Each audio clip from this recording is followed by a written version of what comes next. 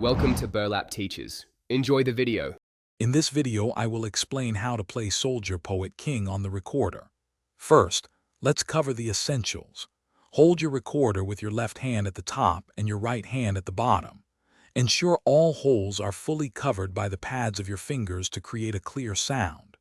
Breathe gently, as if whispering the word "do" into the mouthpiece, and remember to sit or stand tall for the best airflow. These foundational steps are crucial for a beautiful tone. Now let's learn the opening phrase using some fundamental notes. Begin with B, covering the thumb hole and the first hole with your left index finger.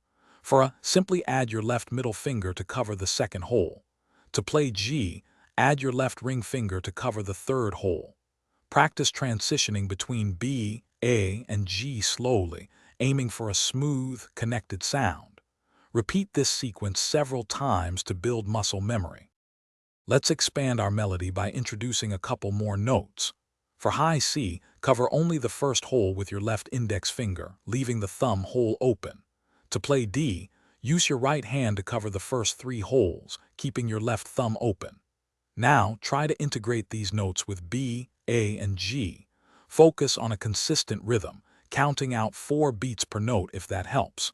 Practice these new combinations to make the melody flow naturally. To truly master Soldier Poet King, consistent practice is key.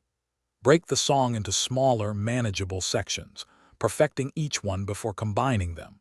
A metronome can be a great tool to help you maintain a steady tempo and improve your rhythmic accuracy. Also, listen to the original song often to get a feel for its unique phrasing and musicality. Remember, even 10 to 15 minutes of focused practice each day will yield significant progress. Thanks for watching. Consider subscribing if this video helped you.